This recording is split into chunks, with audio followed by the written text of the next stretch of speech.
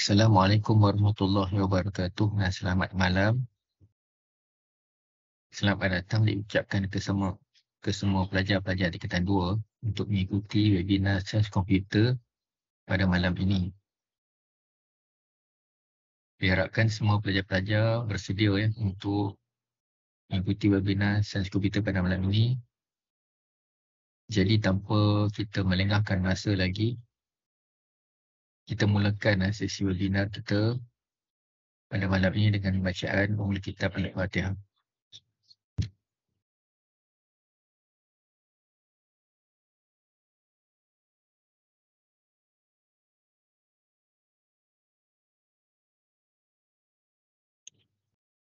Amin amin ya rabbal alamin.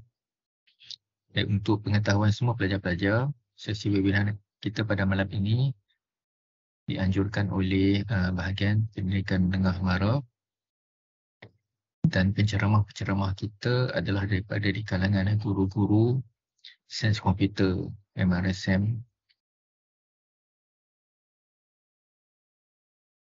Jadi untuk tidak membuang masa, cikgu akan menjemputlah penceramah kita yang pertama, iaitu Cikgu Amira, yang akan mengendalikan sesi webinar dan akan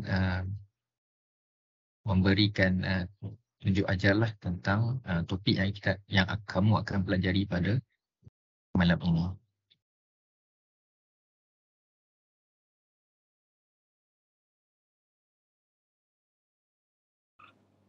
Bismillahirrahmanirrahim. Assalamualaikum dan selamat sejahtera semua. Selamat datang ke webinar Skor A Sains Komputer. Sebelum kita memulakan tajuk perbincangan kita pada hari ini, izinkan cikgu untuk memperkenalkan diri cikgu. Nama cikgu ialah Nur Amira binti Nur Azhan. Cikgu kini bertugas di MRSM Parit sebagai guru sains komputer. Baiklah, topik yang akan kita bincangkan pada hari ini ialah pengaturcaraan Python, struktur kawalan ulangan. Jika dilihat pada gambar yang cikgu berikan di sini, ini merupakan gambar telefon pintar. Cikgu ingin bawa kamu untuk berfikir sejenak tentang berapa kali percubaan untuk memasukkan kata kunci.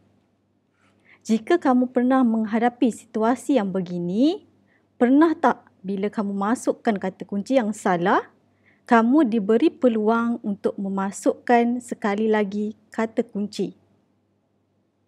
Jika kali kedua kamu memasukkan kata kunci yang salah, kamu diberikan peluang sekali lagi untuk memasukkan kata kunci. Di sini, kamu akan lihat proses yang digunakan ialah proses ulangan, yang mana kamu diberi peluang untuk memasukkan kata kunci secara berulang kali. Berapa kali percubaan untuk memasukkan kata kunci? Mari kita tengok topik struktur kawalan ulangan, pengaturcaraan Python.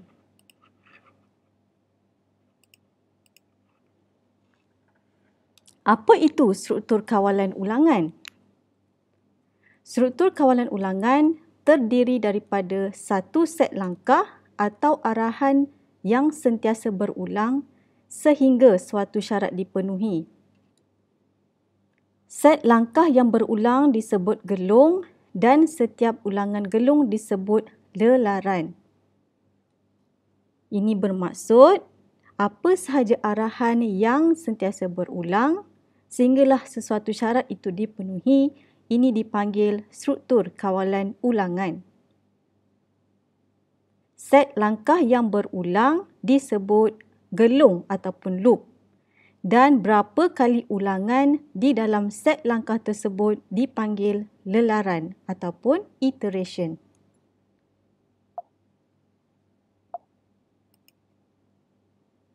Baiklah, terdapat dua jenis struktur kawalan ulangan dalam pengaturcaraan Python. Yang pertama ialah gelung for dan yang kedua ialah gelung while. Apa itu gelung for? Gelung for adalah ulangan yang akan dilakukan apabila bilangan ulangannya diketahui.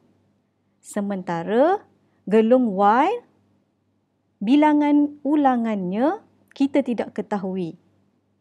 Ini adalah perbezaan antara dua jenis struktur kawalan ulangan for dan while. Baiklah, kita akan tengok dengan lebih mendalam tentang penggunaan gelung for dalam pengaturcaraan Python.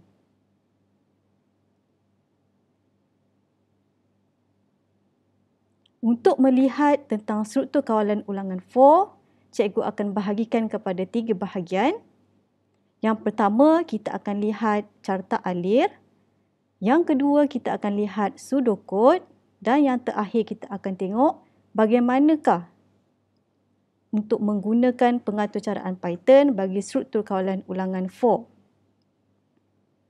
Carta alir bagi struktur kawalan ulangan for ialah kita perlu menggunakan pembilang. Di sini kita akan uji sama ada pembilang kita adalah pembilang yang terakhir ataupun tidak. Jika kita telah sampai ke pembilang yang terakhir, maka kita akan pergi ke set tindakan B. Yang bermaksud kita akan keluar daripada ulangan. Sekiranya pembilang masih lagi belum tiba di nombor yang terakhir, maka tindakan A akan dilakukan yang mana ulangan akan berlaku di sini.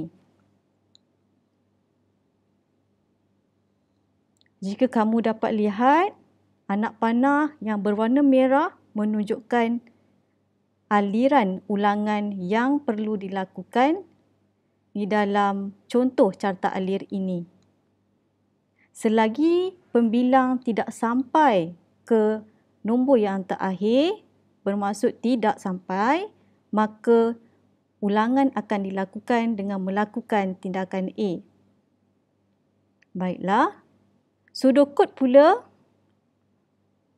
untuk pembilang permulaan hingga pembilang terakhir, laksanakan tindakan A.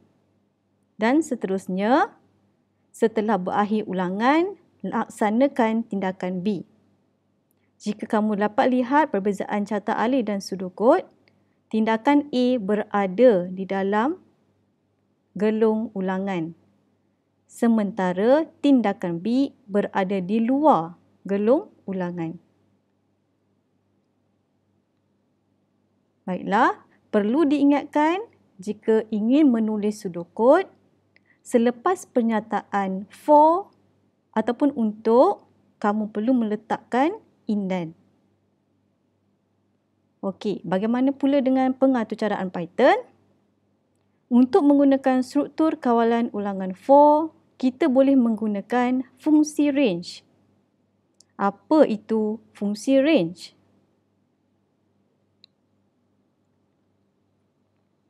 Okey, fungsi range menghasilkan urutan nombor yang bermula dari kosong dengan kenaikan satu nombor dan berakhir pada satu nombor yang ditetapkan.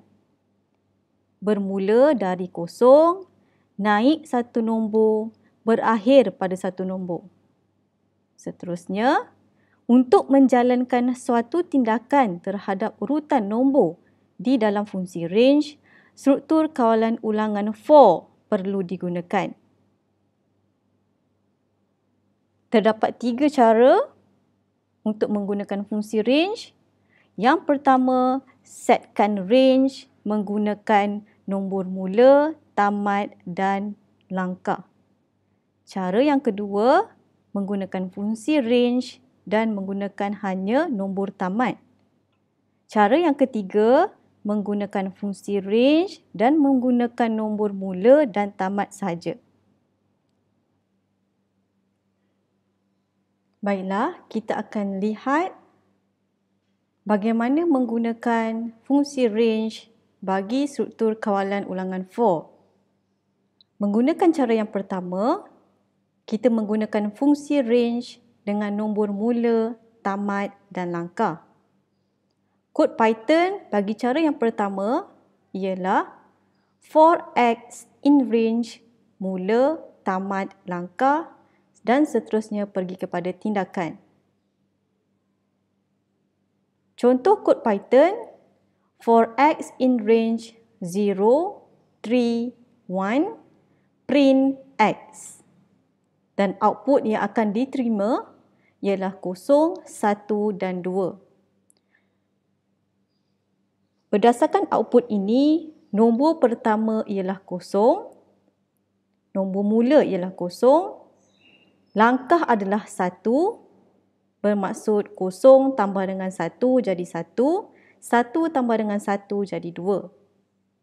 Dan seterusnya, nombor tamat ialah 2. Jika kamu lihat di sini, kita telah setkan nombor tamat sebagai 3. Maka output yang akan diterima ialah 2. Yang mana output yang terakhir adalah kurang daripada 1 dengan nombor tamat yang kita set. Jika kamu lihat pada output ini juga, kita dapat memahami bahawa terdapat 3 kali ulangan bagi kod Python ini.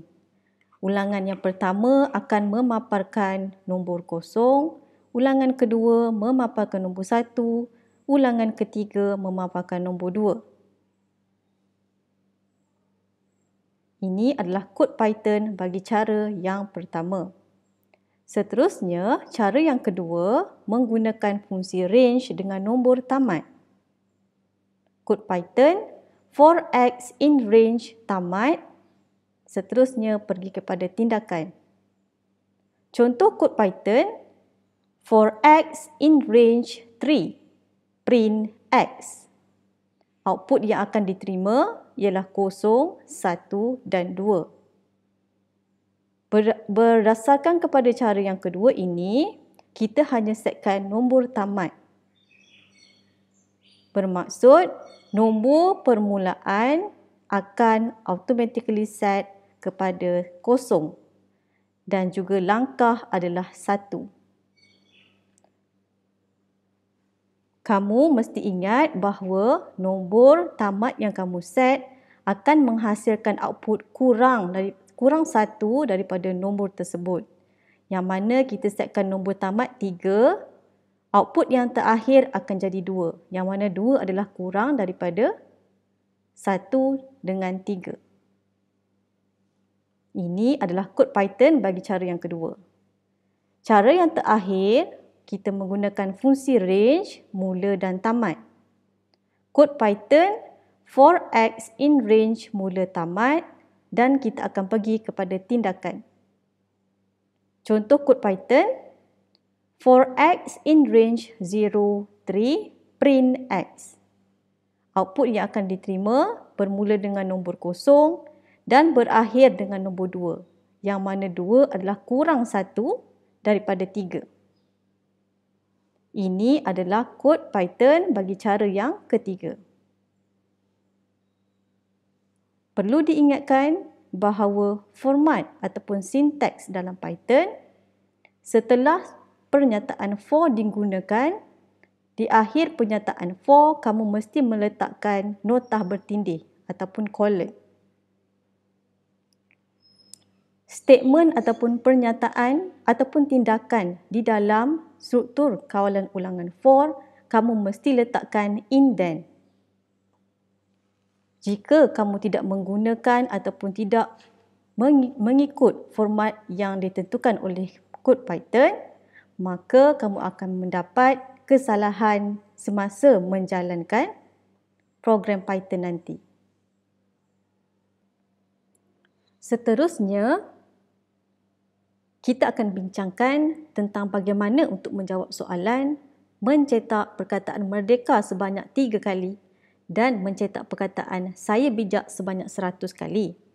Jika sebelum ini kamu belum lagi belajar tentang for loop, maka untuk menjawab soalan yang pertama, kamu akan menggunakan fungsi print untuk mencetak perkataan merdeka.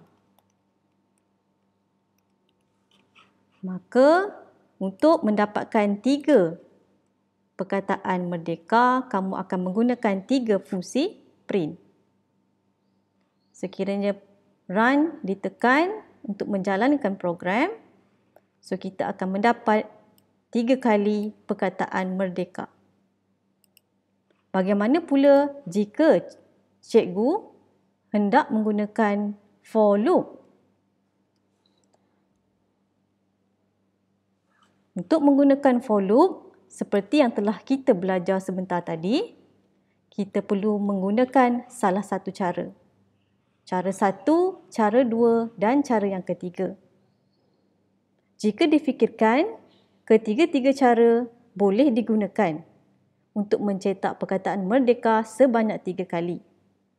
Yang membezakannya adalah cara kamu menulis kod Python. Jika menggunakan cara yang pertama, menggunakan nombor mula, tamat dan langkah. Jadi, cikgu akan type menggunakan cara yang pertama. Cara yang pertama, for X in range nombor mula, katakan cikgu menggunakan nombor mula ialah 0. Nombor akhir adalah 3. Nombor untuk langkah adalah 1.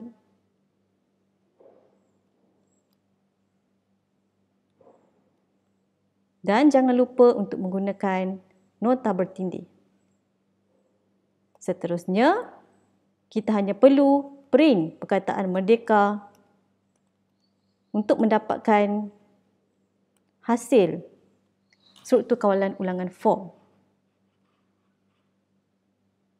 Dan untuk melihat hasil, cara 1 akan mencetak perkataan merdeka, merdeka, merdeka. Jika kamu lihat di sini, sebelum kamu belajar menggunakan for loop, kamu menggunakan 3 baris kod Python. Kini kamu hanya perlu menggunakan 2 baris kod Python. Mungkin ada yang bertanya, sekiranya kita menggunakan nombor kosong selain nombor kosong sebagai nombor mula. Katakan jika cikgu menggunakan nombor mula ialah 1,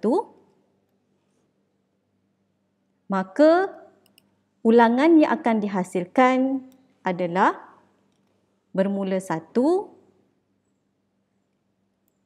dan seterusnya akan naik 1 bermaksud akan jadi 2 dan 2 adalah merupakan output yang terakhir kerana nombor tamat kita setkan sebagai 3.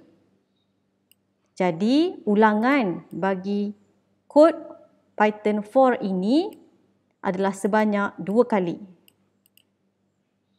Jika cikgu tekan run, ini adalah output yang akan kamu dapat.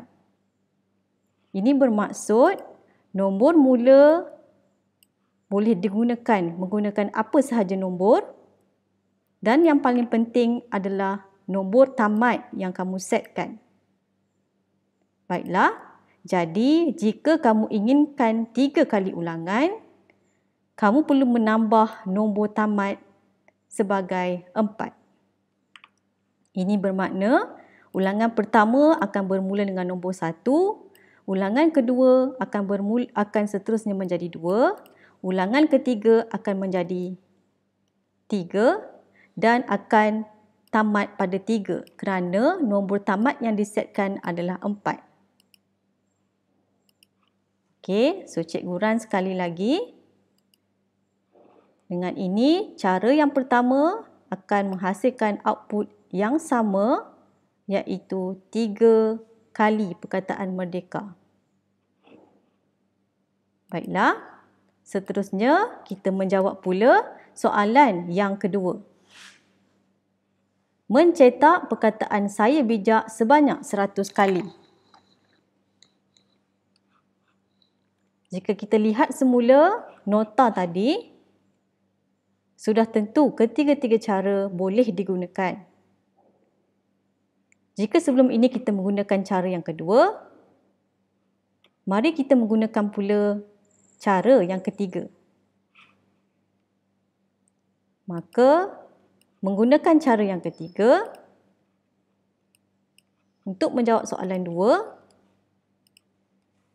4x in range kurungan colon. Baiklah, di sini adalah kod yang paling penting untuk kita letakkan. Apa yang kita perlukan untuk cara ketiga ialah mula dan tamat. Sekiranya cikgu menggunakan nombor mula ialah 1, maka nombor tamat adakah ia 100 ataupun 101? Ataupun mungkin boleh jadi 102. Mari kita cuba. Sekiranya cikgu letakkan nombor tamat ialah 101, maka kita akan cetak saya bijak. Sekiranya cikgu run Python code ini untuk melihat hasil bagi cara yang ketiga. So, ini adalah output yang kita dapat lihat. Bagaimana ya untuk kita periksa sama ada output kita dicetak sebanyak 100 kali? Ini bermakna kita perlu mencetak nilai X. Maka, cikgu akan cetak nilai X di sini untuk memeriksa sama ada kita telah mencetak saya bijak sebanyak 100 kali. Jika cikgu run program ini adalah output yang cikgu dapat. Jika kita cek semula output kita sama ada kita telah print 100 kali ataupun tidak, kita boleh cek ataupun kita boleh periksa berdasarkan output ini. So, ulangan yang pertama, ulangan yang kedua dan yang terakhir, kita akan dapat ulangan yang ke-100 iaitu saya bijak. Bermakna kita telah pun berjaya menghasilkan kod untuk menjawab soalan 2. Baiklah, jadi selepas ini kamu boleh menggunakan cetak X untuk memeriksa berapa kali ulangan yang telah dilakukan.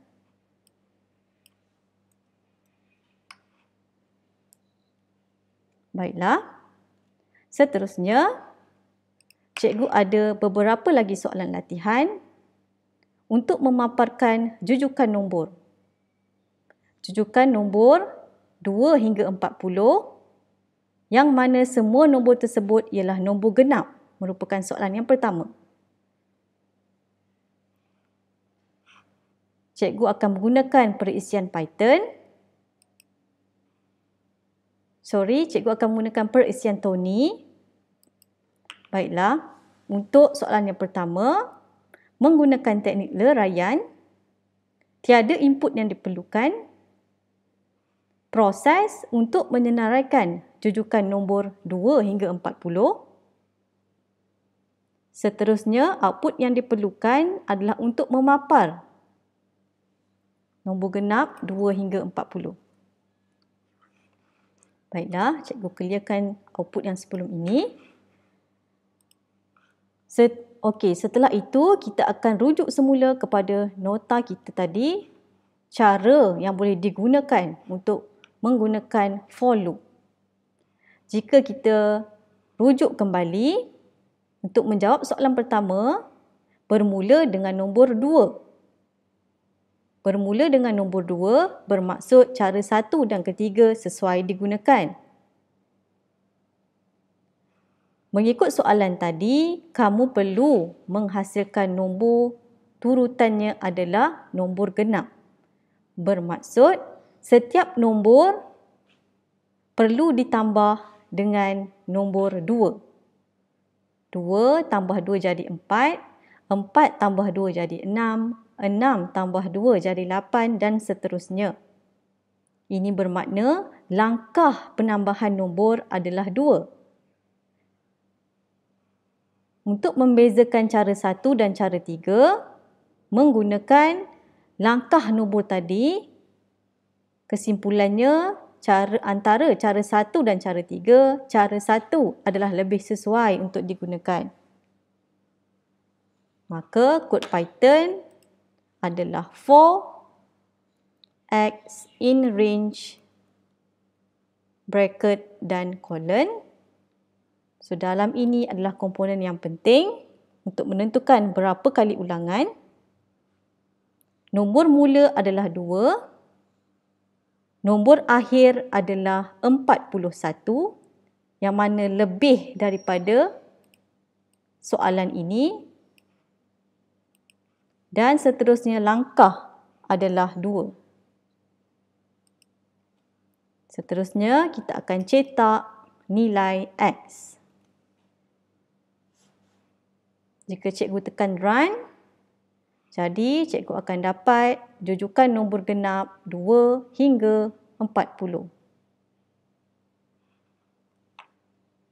Jadi perlu diingatkan nombor tamat yang disetkan adalah 41. Mesti lebih daripada soalan ini iaitu 40. Mesti lebih 1.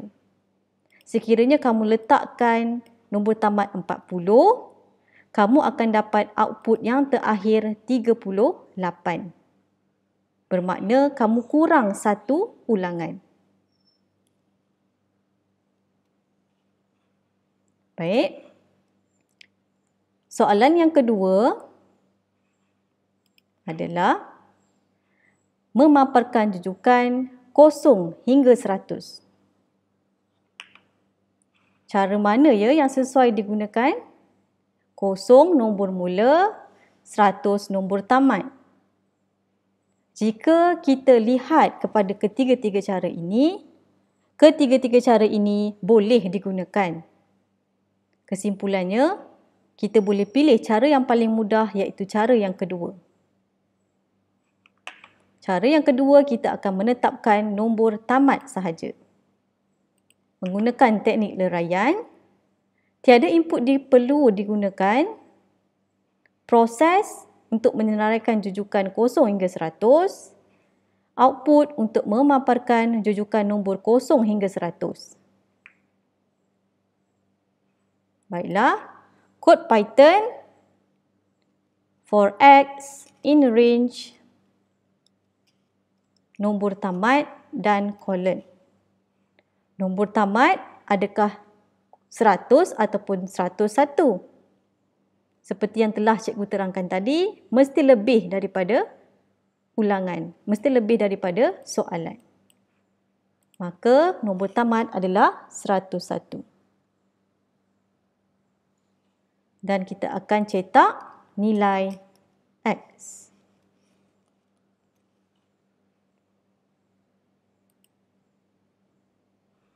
Rujukan yang diterima sebagai output ialah 0, 1, 2 hinggalah 100. Seterusnya, soalan yang ketiga. Untuk memaparkan jujukan nombor 50 hingga 100. Nombor mula 50, nombor tamat 100.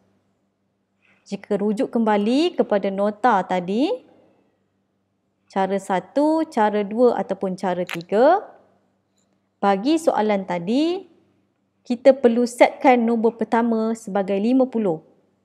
Ini bermakna cara 1 dan 3 adalah sesuai. Namun, yang lebih sesuai untuk digunakan ialah cara yang ketiga. Kerana lebih mudah dan lebih pendek. Maka, kod Python bagi soalan yang ketiga ialah for x in range bracket colon. Apa yang perlu diisi di dalam kurungan ialah nombor mula dan nombor tamat perlu disetkan sebagai 101. Dan kita akan cetak nilai X. Jika cikgu tekan run, ini adalah output yang kita akan terima, bermula 50 dan berakhir dengan 100. Jangan lupa untuk menggunakan indent selepas pernyataan for. Jika kamu menggunakan perisian Tony, setelah kamu setkan kod for loop dan selepas kamu tekan enter, automatically software Tony akan meletakkan indent untuk kod Python kamu. Sekiranya kamu tidak menggunakan indent, maka output ataupun hasil daripada program kamu adalah kamu akan dapat error.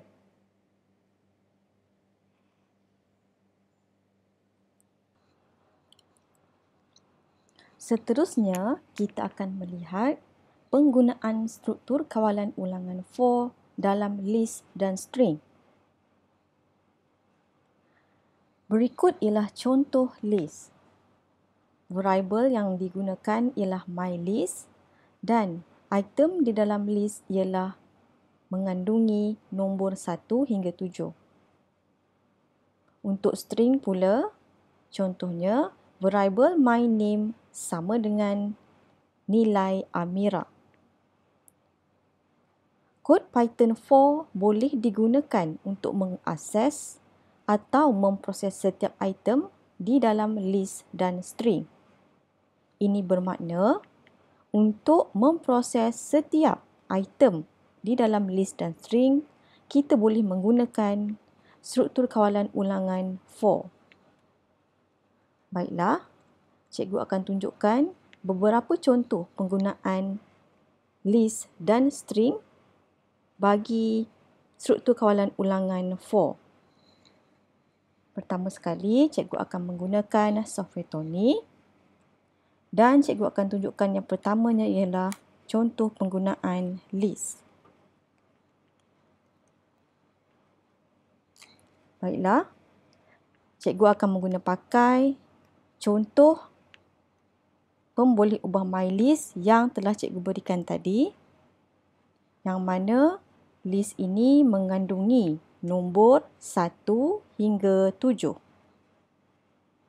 Untuk mengakses setiap item di dalam pemboleh ubah mylist, kita akan menggunakan struktur kawalan ulangan for. Maka kod Python untuk for loop ialah for x in mylist dan kita akan letak notah bertindih dan seterusnya kita boleh mencetak nilai X. Jika cikgu run, kita akan dapat output 1 hingga 7 yang mana akan mencetak setiap item di dalam list mylist. Selain itu, penggunaan struktur kawalan ulangan for dalam list juga boleh digunakan untuk memproses item tertentu di dalam list. Contohnya, jika soalan diberikan ialah untuk mengira, cikgu akan type di sini contoh penggunaan for dalam list untuk mengira berapakah bilangan 1 di dalam list. Contohnya, cikgu ada list yang kedua yang mengandungi beberapa item, mengandungi beberapa nombor 1. Dan kita diminta untuk mengira berapakah bilangan 1 di dalam mylist 2. Maka dengan itu, kita boleh menggunakan for loop, menggunakan kod for x in mylist dan kita akan mengakses setiap item di dalam list mylist 2. Bagi situasi ini, untuk mengira setiap bilangan 1, kita akan menggunakan struktur kawalan pilihan untuk menguji sama ada item di dalam list adalah bersamaan dengan 1. Sekiranya item di dalam list bersamaan dengan 1, maka kita akan menggunakan satu lagi pemboleh ubah untuk mengira berapakah bilangan 1 di dalam MyList 2. Maka dengan itu kita akan menggunakan satu lagi pemboleh ubah yang mana pemboleh ubah ini akan mengira bilangan 1. Cikgu menggunakan pemboleh ubah count dan setiap kali ulangan berlaku, count akan ditambah dengan 1. Oleh itu, sebelum kita membina list, kita perlu setkan satu lagi variable count yang mana kita akan gunakan ia sebagai pembilang. Maka untuk pertama kali, nilai count adalah bersamaan dengan 0. Setiap kali ulangan berlaku, sekiranya nilai 1 dijumpai, maka count akan ditambah dengan 1. Setiap kali ulangan, bermaksud ulangan yang seterusnya, sekiranya nilai 1 dijumpai lagi sekali, maka count akan ditambah lagi 1. Dengan itu, kita akan mencetak nilai count.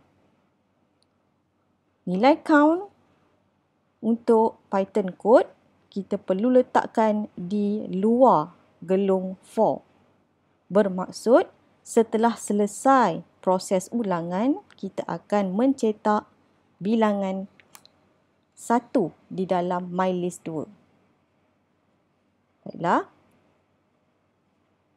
Cikgu akan komenkan program sebelum ini untuk kita lihat hasil bagi penggunaan for loop yang kedua.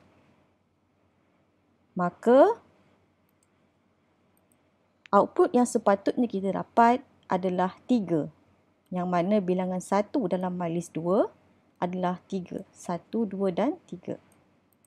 Dan jika cikgu run program ini, cikgu akan mendapat error di sini. Baiklah, kita periksa semula kita punya Python code. MyList is not defined. So that means yang ini adalah kesalahan yang cikgu telah lakukan.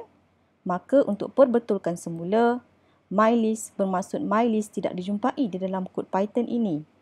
Jadi untuk memperbetulkan kesalahan ini, cikgu perlu letakkan sebagai MyList 2. Bermaksud kita akan mengakses setiap item di dalam MyList 2. Jika cikgu tekan run, cikgu akan mendapat output 3. Baiklah, inilah penggunaan for loop dalam list. Seterusnya kita akan melihat penggunaan string. Macam mana nak menggunakan for loop dalam string. Baiklah.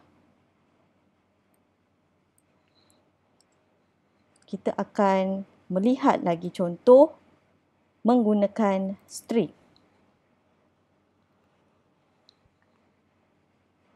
Untuk string, cikgu akan menggunakan contoh yang sama, menggunakan pemboleh ubah MyName.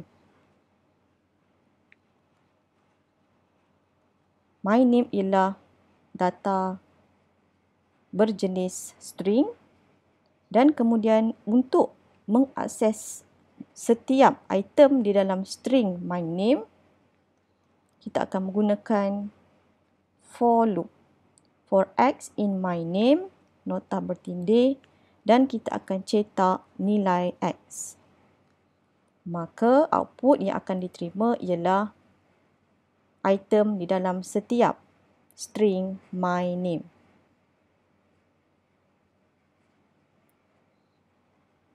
Baiklah, seterusnya kita akan melihat contoh penggunaan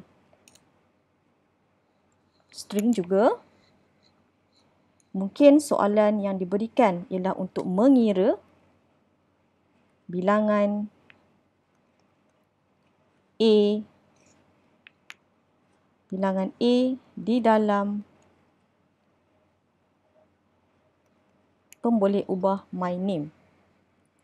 Bermaksud bilangan A di dalam string my name. Baiklah. Seperti sebelum ini, kita perlu setkan satu pemboleh ubah count untuk membolehkan kita membilang bilangan A di dalam string my name. Maka untuk pertama kali, count perlu disetkan sebagai kosong dan cikgu akan setkan semula string yang baru. Jadi kod yang sebelum ini cikgu akan komenkan untuk membezakan contoh kedua. Dan seterusnya cikgu akan menggunakan struktur kawalan ulangan for X in my name. Dan cikgu akan letakkan nota bertindih. Dan seterusnya kita akan menguji menggunakan struktur kawalan pilihan.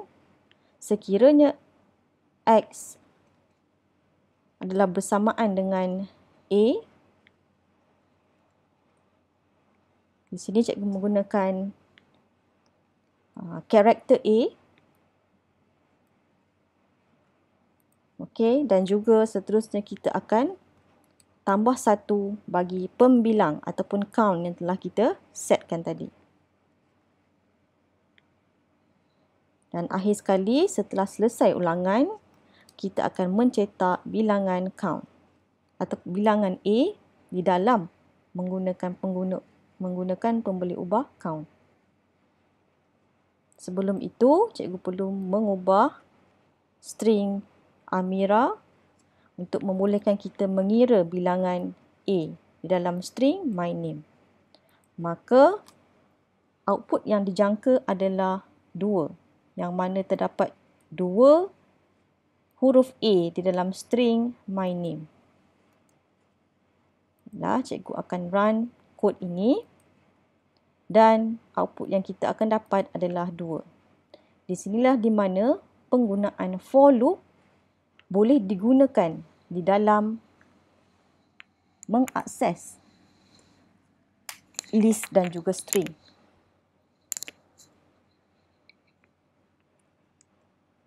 Seterusnya, kita akan melihat pula penggunaan break, continue dan else dalam struktur kawalan ulangan for. Baiklah. Apa itu break? Pernyataan break boleh digunakan jika proses ulangan perlu diberhentikan. Pernyataan continue boleh digunakan jika proses ulangan semasa perlu diberhentikan.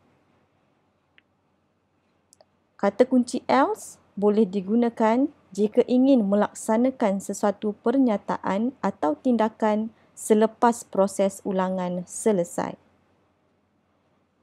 Baiklah, seterusnya kita akan melihat contoh.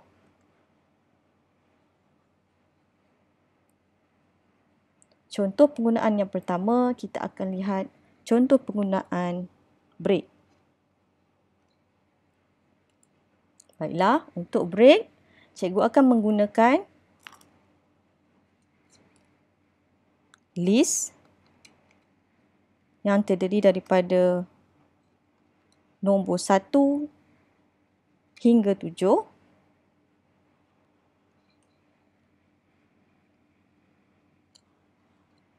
Dan bagi contoh ini, kita akan break proses ulangan kita pada ulangan kali yang ketiga. Bermaksud, 1 terletak dalam ulangan yang pertama, 2 terletak dalam ulangan ketiga, 3 terletak dalam ulangan yang ketiga. Bermaksud, output yang akan diterima adalah 1, 2, 3. Berhenti di ulangan yang ketiga. Jika kita ingin berhentikan loop kita pada ulangan yang tertentu, maka kita akan menggunakan break statement. Jadi, kita akan menggunakan for loop, for X in my list, nota bertindih, dan kita perlu print X. Seterusnya, kita akan setkan di mana ulangan perlu diberhentikan, maka kita perlu menggunakan struktur kawalan pilihan untuk memastikan ulangan kita berhenti di ulangan yang ketiga. Bermaksud sekiranya if x equal to 3, jadi kita akan menggunakan break statement. Baiklah, cikgu akan clearkan kod yang sebelum.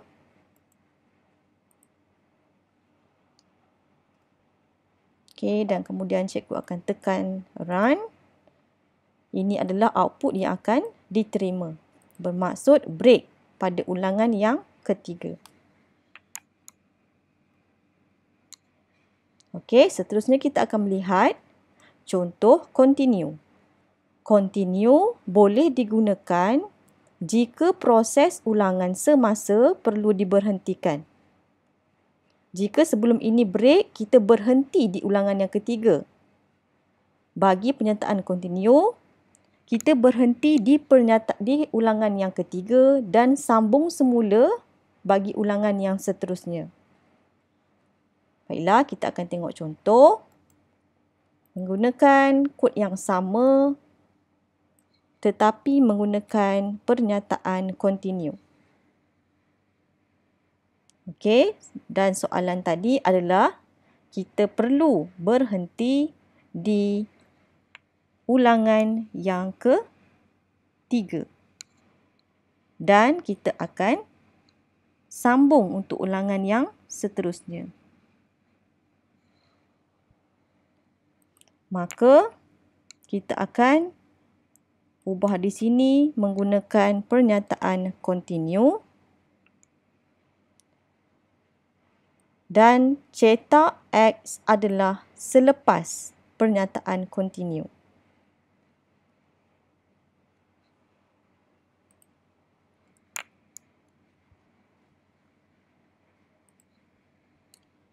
Baiklah, bermaksud selepas kita uji ulangan yang ketiga, kita akan berhenti seketika dan seterusnya kita akan cetak X. Dan jika cikgu tekan run, output yang akan diterima ialah 1, 2, 4, 5, 6, 7. Berhenti seketika di ulangan yang ketiga dan sambung semula untuk ulangan yang seterusnya. Di sinilah di mana penggunaan continue dalam struktur kawalan ulangan for.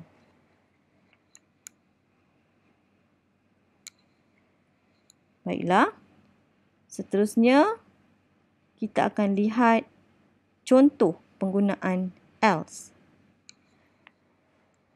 Apa itu else? Digunakan jika ingin melaksanakan sesuatu pernyataan atau tindakan selepas proses ulangan selesai. Baiklah, contoh else. Di sini cikgu akan menggunakan contoh yang lain. Sebelum itu cikgu clearkan dulu program sebelum. Dan cikgu akan menggunakan string my name yang sama. Dan kita akan akses setiap item di dalam string my name. Dan kita akan mencetak nama. Bagi penggunaan else, setelah kita mencetak my name, kita akan mencetak hi dan juga name. Di sini cikgu memberikan contoh untuk menyambung string dan juga pemboleh ubah string. Jadi, output yang diperlukan ataupun yang dikeluarkan adalah Amira yang mana mencetak X dan seterusnya setelah selesai ulangan akan mencetak Hi Amira. Baiklah, cikgu akan tekan run dan ini adalah output yang kita akan terima. Bermaksud setelah ulangan 4 selesai, kita akan mencetak ayat ini. Di sinilah di mana kata kunci else digunakan. Seterusnya, menggunakan situasi yang sama seperti awal sesi tadi, iaitu situasi memasukkan kata kunci pada telefon pintar. Di sini cikgu ada beberapa soalan untuk kita selesaikan menggunakan struktur kawalan ulangan 4. Bagi soalan yang pertama, dikehendaki untuk membina satu atur cara yang membenarkan pengguna memasukkan kata kunci sebanyak 6 kali. Ini bermaksud ulangan yang diperlukan ialah 6 kali dan pengguna boleh cuba untuk masukkan kata kunci sebanyak 6 kata kunci.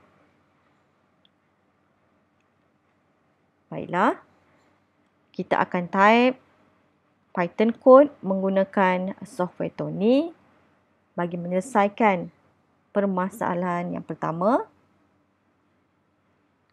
Di sini kita menggunakan struktur kawalan ulangan 4. So for x in range kurungan nota bertindih. Di sini cikgu setkan nombor mula 0 dan nombor tamat 6. Ini bermaksud ulangan yang akan berlaku bermula daripada 0, 1, 2, 3, 4, 5 dan berjumlah 6 kali. Jadi seterusnya, di dalam ulangan 4 ini, kita akan membenarkan pengguna untuk memasukkan kata kunci. Maka kita memerlukan satu pemboleh ubah dan di sini cikgu akan gunakan pemboleh ubah kata kunci pengguna dan membenarkan pengguna memasukkan kata kunci yang jenis datanya adalah integer. Dan jika cikgu tekan run, kita boleh memasukkan kata kunci sebanyak 6 kali. Bermaksud apa sahaja kata kunci.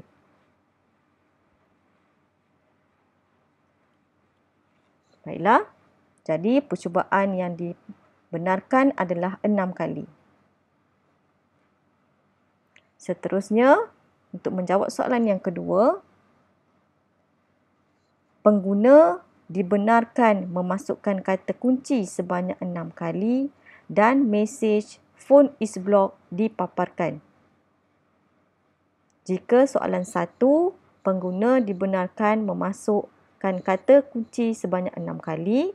Soalan yang kedua, setelah kata kunci dimasukkan sebanyak 6 kali, mesej phone is blocked perlu dipaparkan. Maka menggunakan statement for yang sama dan kita akan selesaikan contoh yang kedua. Setelah pengguna masukkan kata kunci sebanyak 6 kali, kita perlu mencetak mesej phone is blocked. Jadi, cetak phone is blocked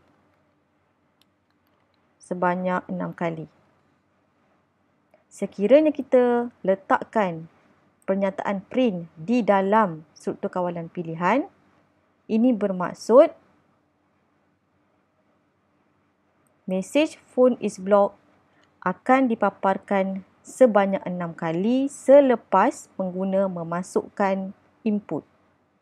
Selepas pengguna masukkan input, akan print phone is blocked sebanyak 6 kali. Okey, sebagai contoh. Untuk menjawab soalan tadi, setelah pengguna masukkan kata kunci sebanyak 6 kali, barulah mesej phone is blocked akan dipaparkan. Bermaksud, mesej phone is blocked perlu dipaparkan setelah ulangan selesai. Maka, kita boleh mengubah pernyataan print setelah selesai kawalan ulangan. Dan jika cikgu run semula program, dan cikgu akan masukkan apa sahaja kata kunci sebanyak 6 kali. Dan seterusnya, mesej phone is blocked akan dipaparkan. Selain itu, kita boleh menggunakan juga pernyataan else seperti yang telah kita lihat tadi. Dan cetak perlu berada di bawah else. Dan kita akan dapat output yang sama. Baiklah. Seterusnya, kita akan cuba selesaikan dan bincangkan soalan yang ketiga. Bagi soalan yang ketiga, kata kunci telah disetkan kepada 1207. Bina satu atur cara yang memaparkan mesej welcome jika pengguna memasukkan kata kunci yang betul. Program juga perlu memaparkan mesej phone is blocked jika pengguna memasukkan kata kunci yang salah sebanyak 6 kali. Baiklah, soalan ini agak sukar untuk diselesaikan, maka cikgu mencadangkan supaya kita menggunakan kaedah membina carta alir. Ataupun kamu boleh juga menggunakan teknik leraian. Namun begitu, carta alir disarankan supaya lebih mudah kita lihat di mana aliran carta kita akan pergi. Baiklah, cikgu akan tunjukkan carta alir. Sebelum menggunakan carta alir, cikgu letakkan di sini penggunaan teknik leraian. Jadi input yang diperlukan ialah 4 digit kata kunci. Proses menguji sama ada kata kunci yang dimasukkan betul ataupun salah. Jika salah, percubaan 6 kali dibenarkan. Untuk output, 2 jenis output. Welcome sekiranya kata kunci betul. Phone is blocked sekiranya telah dimasukkan sebanyak 6 kali. Seterusnya, kita akan lihat penggunaan pembinaan carta alir. Baiklah, kita akan selesaikan situasi satu persatu. Situasi yang pertama, kita akan uji sama ada pengguna memasukkan kata kunci yang betul ataupun salah. Maka, pertama sekali kita perlu setkan kata kunci yang betul. Di sini cikgu menggunakan pemboleh ubah kata kunci. Seterusnya, cikgu kita perlu membenarkan pengguna memasukkan kata kunci. Dan setelah itu, kita akan uji kata kunci yang dimasukkan. Di sini, kita perlu menggunakan struktur kawalan pilihan untuk uji sama ada kata kunci yang dimasukkan tidak sama dengan kata kunci yang sebenar. Jika ada yang bertanya, sama ada jika boleh menggunakan di sini, adakah kata kunci sama dengan kata kunci pengguna? Jawapannya adalah ya. Kamu boleh menggunakan kaedah yang berlainan untuk menyelesaikan masalah. Di sini, cikgu berikan contoh menggunakan operator tidak sama dengan. Sekiranya kata kunci tidak sama dengan kata kunci yang dimasukkan oleh pengguna, maka di sini kita perlu uji semula sama ada bilangan kali percubaan yang dimasukkan oleh pengguna telah mencapai 6 kali ataupun tidak. Sekiranya ya, mesej phone is blocked akan dipaparkan.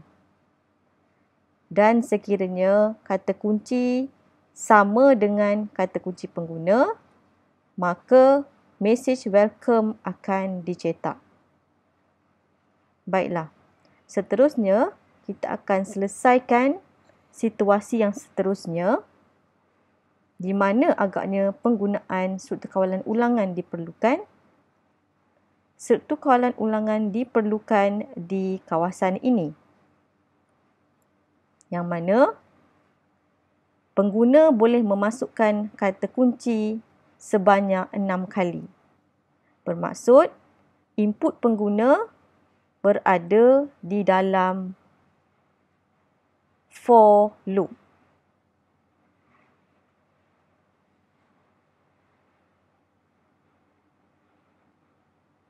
Baiklah, kita akan semak semula carta alir kita. Di sini, kita masukkan struktur kawalan ulangan yang mana kita akan uji sekiranya pembilang kita telah capai nombor yang terakhir. Sekiranya telah capai nombor yang terakhir, maka program akan tamat. Baiklah, kita akan uji di sini pula. Pengguna masukkan kata kunci dan kita uji sama ada betul ataupun tidak.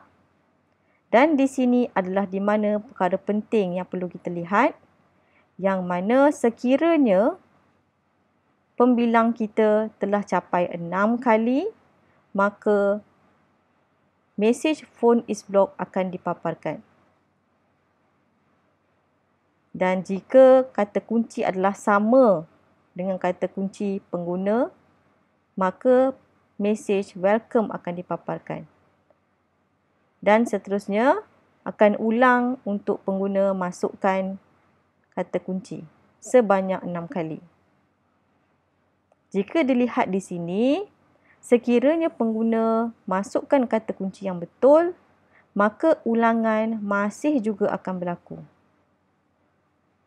Untuk mengelakkan proses ini berlaku, kita akan menggunakan break statement yang mana walaupun ulangan belum cukup 6 kali, program akan ditamatkan.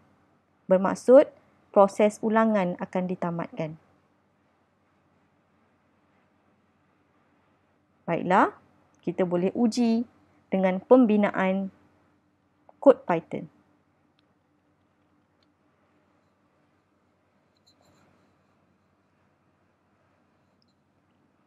Baiklah, di sini cikgu akan padam kod yang sebelum dan kita akan cuba selesaikan soalan yang ketiga. Bagi soalan yang ketiga, seperti yang cikgu katakan tadi, kita cuba dulu selesaikan situasi yang pertama, iaitu pembinaan struktur kawalan pilihan untuk menguji pengguna masukkan kata kunci yang salah ataupun betul. Maka, yang pertama sekali yang kita telah tengok tadi, kita perlu setkan kata kunci yang betul dahulu. Setelah itu, barulah kita boleh uji kata kunci yang pengguna masukkan. Maka, kita selesaikan dulu situasi yang pertama menggunakan struktur kawalan pilihan dan yang mana membenarkan pengguna memasukkan input. Setelah itu, kita akan uji jika tadi cikgu menggunakan simbol tidak sama, maka menggunakan struktur kawalan ulangan for pengatur caraan Python, operator bagi tidak sama adalah tanda seru sama dengan kata kunci pengguna, nota bertindih. Jika tidak sama, maka kita akan cetak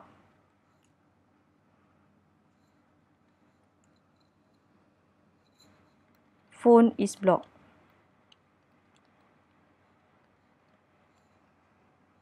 Dan else, kita akan cetak welcome.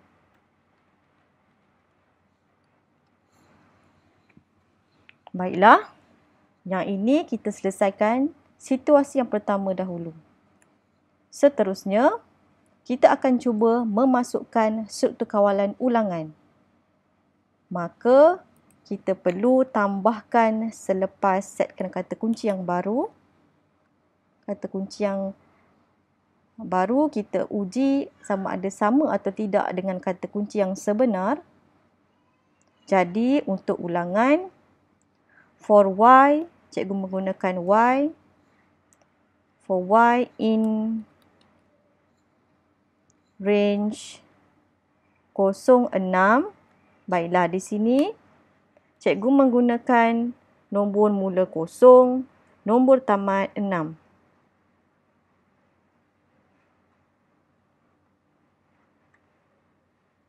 Bermaksud, ulangan yang akan berlaku adalah bermula dengan 0, 1, 2, 3, 4, 5. Berjumlah 6 kali.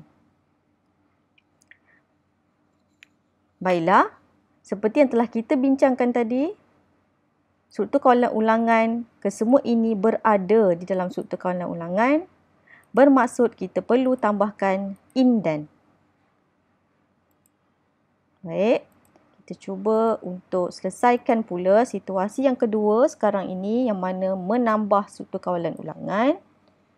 Dan jika kita periksa semula kita punya carta alir, kita perlu meletakkan beberapa lagi proses, iaitu sekiranya pembilang telah capai 6 kali, barulah mesej phone is blocked akan dicetak. Jadi, di sini sebelum mesej phone is blocked dicetak, kita perlu uji sekiranya y adalah bersamaan dengan 5. Jadi, 5 di sini adalah ulangan yang terakhir. Sekiranya y berada di ulangan yang terakhir, maka barulah kita mencetak phone is blocked. Bermaksud, pernyataan phone is blocked perlu berada di bawah pernyataan if. Oleh itu kita menggunakan indent. Rujuk semula kepada carta alir. Satu lagi proses yang diperlukan adalah pernyataan break selepas mesej welcome dicetak. Ini untuk mengelakkan pengguna boleh masukkan lagi kata kunci setelah pengguna masukkan kata kunci yang betul. Maka untuk berhentikan ulangan, kita boleh menggunakan break statement. Maka di sini, selepas welcome, kita akan letakkan satu lagi statement break. Baiklah, mari kita uji program yang telah kita bina. Pertama sekali, cikgu akan uji sekiranya cikgu masukkan kata kunci yang betul. Seperti kehendak soalan, sekiranya betul, mesej welcome akan dicetak.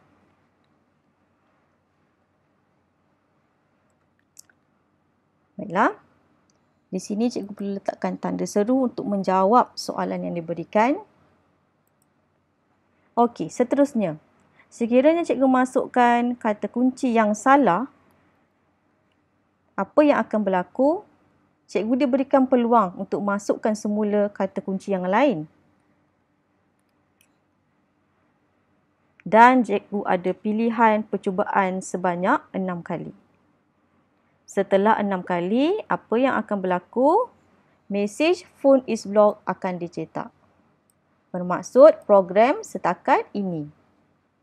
Setelah 6 kali, 5 maksudnya item yang terakhir, nombor tamat, mesej phone is blocked akan dicetak.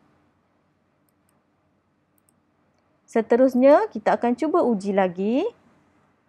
Sekiranya cikgu masukkan 3 kali kata kunci yang salah dan tiba-tiba cikgu masukkan kata kunci yang betul, maka mesej welcome akan dicetak. Secara kesimpulannya, apa yang penting bagi menyelesaikan masalah yang kompleks adalah pembinaan carta alir ataupun boleh juga menggunakan teknik leraian. Bagi carta alir, kamu boleh selesaikan satu persatu mengikut situasi yang tertentu.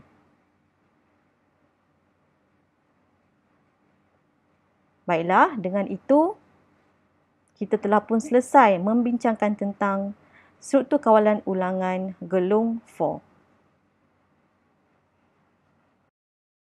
Terima kasih diucapkan kepada Cikgu Amira di atas penerangan dan tunjuk ajar yang telah diberikan. Jadi cikgu harap kepada semua pelajar-pelajar dapat memahami dan mencatat dan mengambil perkara-perkara yang penting yang telah diajarkan tadi. Baik, sekarang kita masuk kepada sesi yang kedua. Dan cikgu akan perkenalkan penceramah kita yang kedua, iaitu Cikgu Niza. Cikgu Niza akan menyambung topik pelajaran untuk slot malam ini. Jadi cikgu serahkan kepada Cikgu Niza lah untuk slot yang seterusnya. Assalamualaikum dan salam sejahtera untuk semua. Bertemu kita dalam topik seterusnya, iaitu masih lagi dalam tajuk untuk pengaturcaraan Python, tetapi kali ini kita lebih fokus kepada struktur kawalan ulangan bagi while. Okey, sebelum kita mula, izinkan saya untuk memperkenalkan diri saya. Nama saya Nisa binti Mat Husin, merupakan seorang guru sains komputer di MRSM Alor Gajah. Baiklah, seperti yang telah kita pelajari sebelum ini,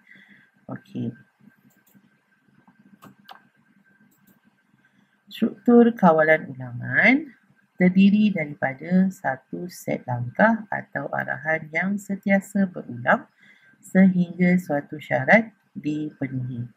Okey, kita juga telah belajar bahawa bahagian kod yang mengandungi syarat dan langkah untuk berulang itu dikenali sebagai gelung atau kita panggil juga sebagai loop.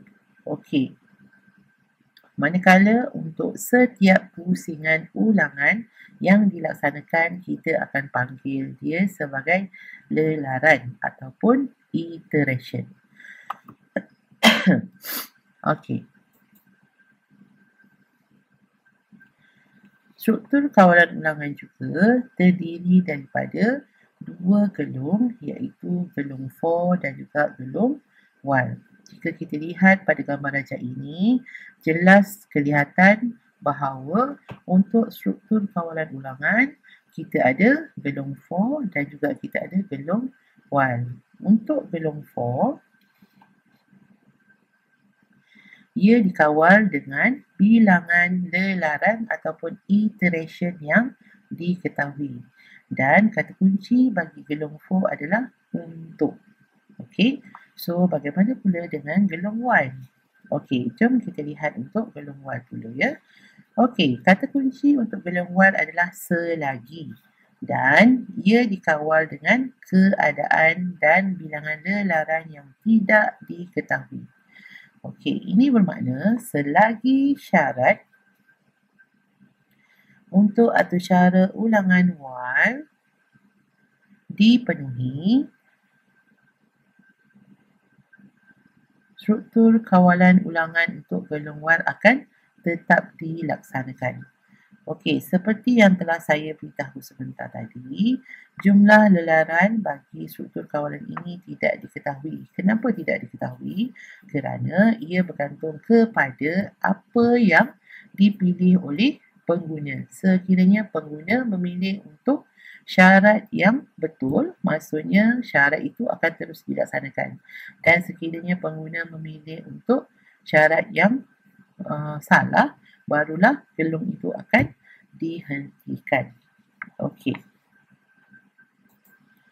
So, sekarang kita tengok untuk struktur kawalan ulangan while akan berulang sehingga syarat yang ditetapkan dipatuhi. Maksudnya sekiranya syarat yang ditetapkan tidak dipatuhi, barulah dia akan berhenti melakukan ulangan while tersebut.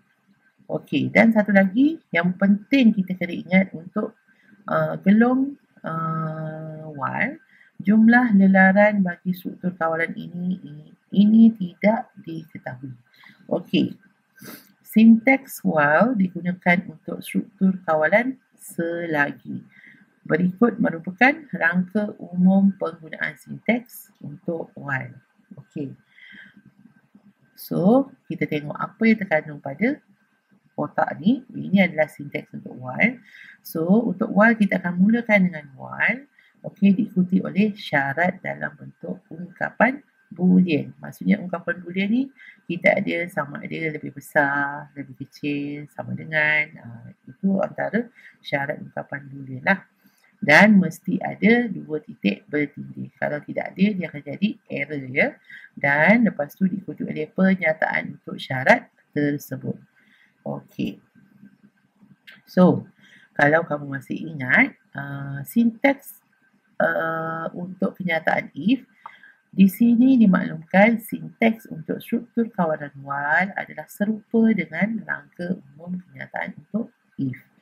Okey, apa itu boolean? Boolean adalah syarat yang menentukan sama ada gelung akan berhenti atau terus berulang. Okey, mari kita lihat bagaimanakah rupanya carta alir untuk gelung while ini.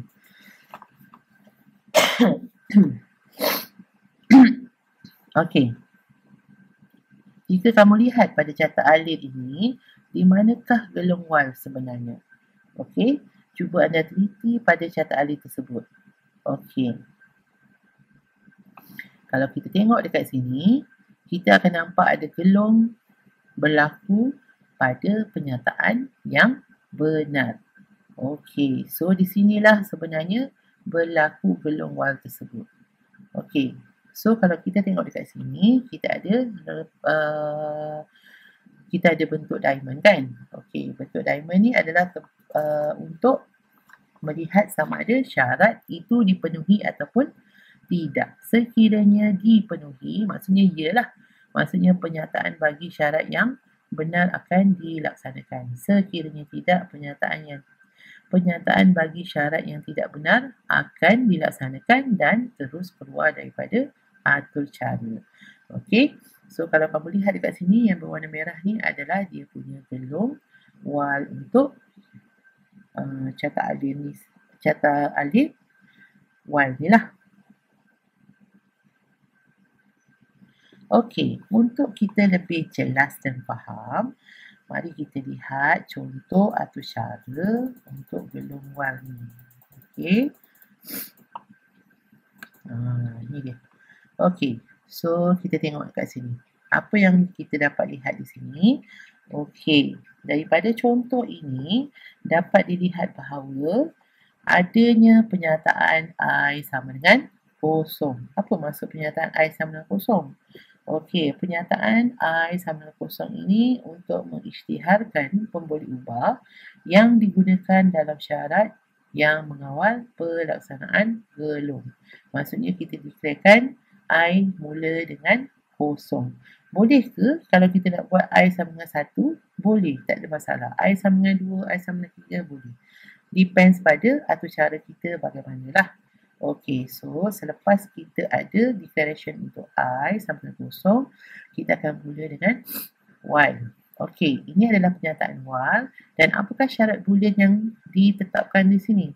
Iaitu kita tengok I lebih kecil atau sama dengan 5. Lepas tu dia print I. Okey, jangan lupa mesti ada 2 titik bertindih di sini. Okey. So maksudnya dekat sini apa yang berlaku? Selagi I, okey ingat kata kunci untuk while adalah selagi. Selagi I lebih kecil atau sama dengan 5, maka dia akan print I. Okey, kita tengok dekat bawah ni ada satu penyataan I plus sama dengan 1. So apa yang berlaku di sini? Apabila selesai melaksanakan print I, maksudnya dia akan tambahkan I sama dengan I dengan 1. Okey, so akan ada pengemas kinian untuk pemboleh ubah I tadi. Okey, apa yang berlaku sekiranya penyataan ini tidak ada? So, sekiranya pernyataan ini tidak ada, nilai I itu tidak akan berubah. Tidak akan berubah tu maksudnya nilai I itu berapa? Masih akan terjadi I sama dengan kosong sampai bila-bila. Dan dia akan berulang tanpa henti. Dan dia akan jadi infinite loop. Infinite loop ni maksudnya dia akan keluar kosong sampai kita stopkan atur cara. Okey, maksudnya sampai bila-bila lah dia takkan berhenti. Okey. So, kita tengok apa output yang dihasilkan berdasarkan atur cara ni. Okey, jom kita tengok Okey, kalau kamu tengok dekat sini, sebelah kiri ni adalah kita punya kod arahan Python tadi. Kita ada I sama dengan kosong dan dia ada while I lebih kecil atau sama dengan 5. Okey, cuba tengok hasil output yang dikeluarkan. Okey, dia akan mula dengan kosong kan? Lepas tu diikuti oleh 1. Mana dia dapat 1 ni? Sebab kita dah ada I sama dengan I tambah 1. So dekat sini I tu dah jadi 1 lah. So bila dah 1, dia akan tengok sama dengan I lebih kecil atau sama dengan 5. Ya. Dan dia akan print I. So dia print dah 1. Okey, lepas tu dia nak sanakan lagi gelong ni. Sampai dia jumpa I, sampai dia jumpa 6. Dia akan jumpa 6 lebih kecil atau sama dengan 5. Tidak sama. So automatically dia akan stop. Sebab itulah dia akan keluar sehingga angka 5 sahaja. Okey. Kita tengok contoh yang lain pula ya. Tadi kita guna I kan. Okey, so sekarang kita nak lihat macam mana pula kalau kita guna bilang. Okey, tadi kita guna I. Boleh tak kalau kita nak guna pemboleh ubah kita sebagai bilang? Boleh, tak ada masalah. Okey, dia sebenarnya pemboleh ubah ni depends pada pengatur cara nak letak pemboleh ubah apa. Yang penting pengatur cara tu fahamlah pemboleh ubah tu merujuk kepada apa.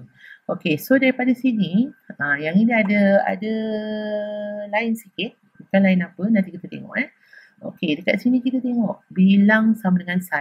Yang tadi kita start I sama dengan kosong. Okey, so yang ini dia bilang sama dengan 1. Maksudnya dekat sini, pernyataan bilang sama dengan 1 ni, dia mengisytiharkan pemboleh ubah yang digunakan dalam syarat yang mengawal pelaksanaan gelong. Maksudnya dia tak nak start dengan kosong, dia nak start dengan 1. Boleh, tak ada masalah. Okey, so dia akan masuk pada gelong while. Ini pernyataan untuk while dan ini dia punya syarat pernyataan boolean tu lah. Okey, so dia nak bilang lebih kecil daripada 8. Lepas tu dia printkan bilang dan diikuti oleh merdeka. So, seterusnya dia buat bilang sama dengan bilang tambah 1. Okey, so apa yang berlaku kat sini? Masih lagi macam tadi, dia akan ada kemas kini untuk pemboleh ubah bilang. Kalau pernyataan ini tidak ada, apa yang akan berlaku? Sama juga macam tadi. Gelong ini akan berulang tanpa henti. Dia tak akan stop. Dia akan keluar 1 sampai bila-bila. Itu maksudnya gelong tidak akan berhenti. Okey, cuba kita tengok hasilnya untuk atur cara ni apa dia. Ni dia. Okey. So dekat sini kita akan tengok. Dia akan mula dengan 1 kan? So dekat sini dia akan keluar output 1 lah. Dan diikuti oleh perkataan merdeka. Okey, lepas tu dia tambah 1. So bila dia tambah 1, dia tengok 1 tambah 1 2. So dia akan tengok 2 lebih kecil daripada 8 tak? Ya. So kalau ya, dia akan print 2 merdeka. Dan seterusnya sampailah gelong yang ni ada berapa gelong ni? Kita ada gelong 7. Sampailah gelong yang ke-8. Bila yang ke-8, dia akan jumpa 7 sama dengan 7 tambah 1 jadi 8. So adakah 8 lebih kecil daripada 8? Tidak kan? So kalau tidak, dia akan stop lah. So sebab itulah dia akan keluar sehingga 7 sahaja. Okey? Itu adalah contoh untuk struktur kawalan ulangan wal. Okey. Kita nak tengok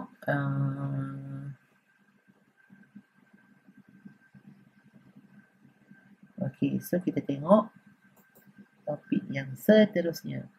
Okey.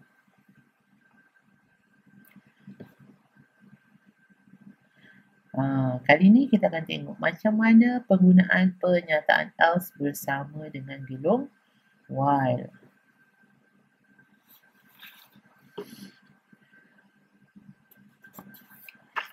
Okey.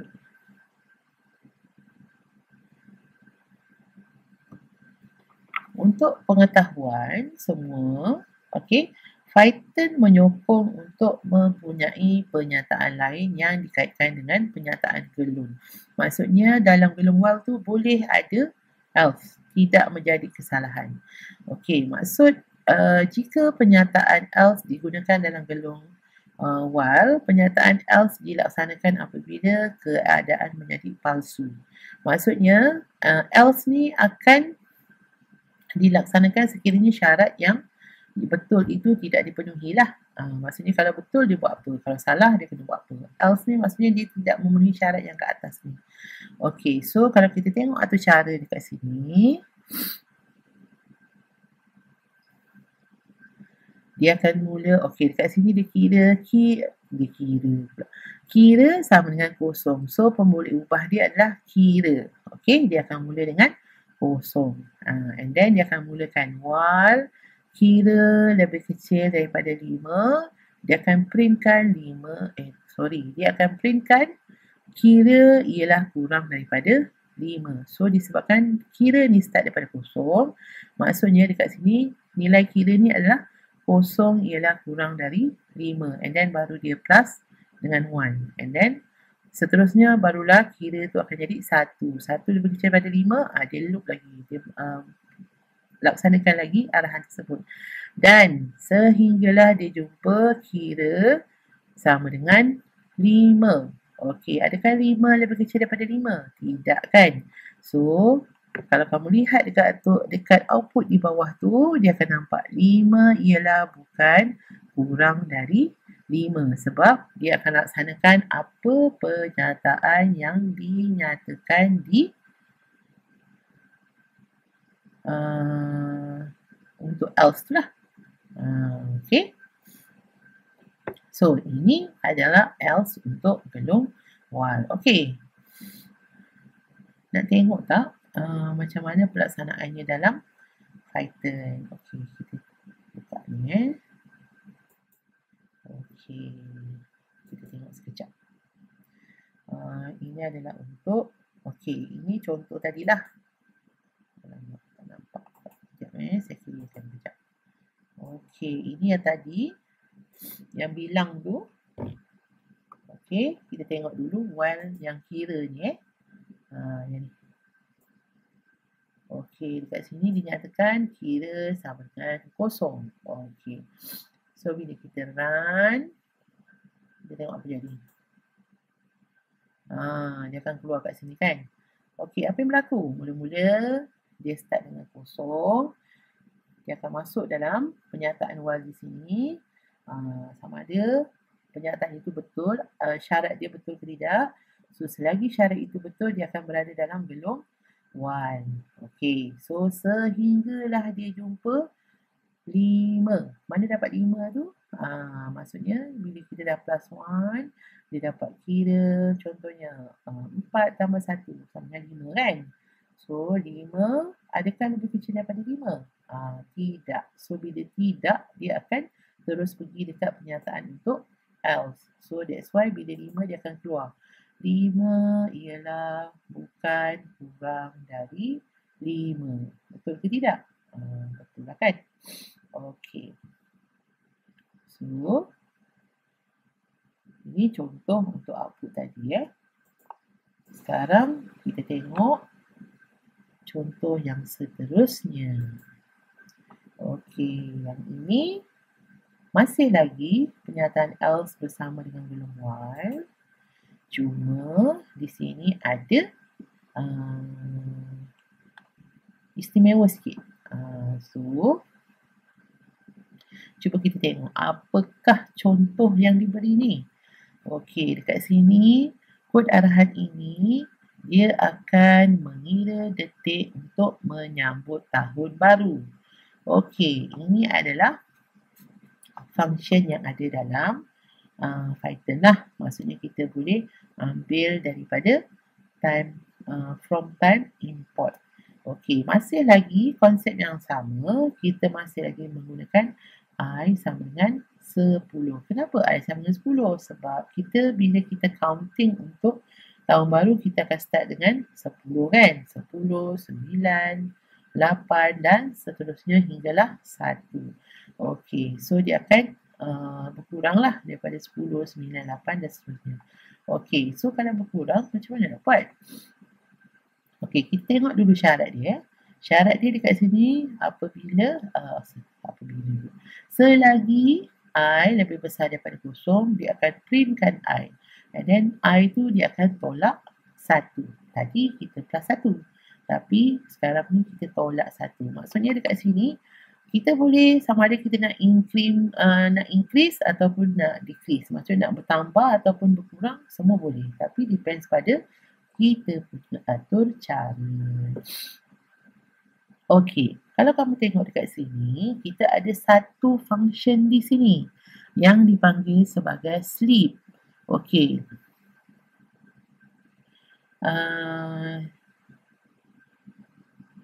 Apa fungsi sleep ni? Okey, sleep ni sebenarnya dia memberi fungsi untuk memberikan delay kepada atur cara ini sebelum memaparkan counter yang seterusnya. Okey, kalau kamu tengok dekat sini, dia ada sleep dalam kurungan 1.0. Apa maksud 1.0 tu? Okey, sleep 1.0 bermakna delay seketika selama 1 saat ataupun 1 second sebelum counter seterusnya dipaparkan. Okey, sekiranya kalau kita buat sleep 2.0, boleh ke tidak? Boleh, tak ada masalah. Okey, cumanya dia akan jadi 2 saat lah. Dia akan jadi lambat sikit. Dia delay lama sikit. Selama 2 saat. Okey. So dekat sini kita nampak tak perkataan else kat sini? Maksudnya sekiranya syarat di atas tidak dipenuhi, dia akan laksanakan pernyataan untuk else. Apa pernyataannya? Dia akan printkan selamat tahun baru. Okey. Sekarang kita tengok dekat Python macam mana atur cara ni berlaku. Bila kita run apa jadi? Okey, kita tengok sini. Sekejap, saya clearkan dulu. Okey, ini atur cara yang telah disiapkan. Okey, bila kita run, kita tengok apa jadi. Dia run, dia mula 10, 9, 8, 7, 6, 5, 4, 3, 2, 1. Okey, selamat tahun baru. Itu adalah maksud delay tadi. Okey, boleh tak kalau saya nak ubahkan sleep ni kepada 2? Tadi 1 kan? Sekarang kita nak buat 2. Kita clearkan dulu. Kita run. Apa jadi? Tengok. Berapa second dia delay?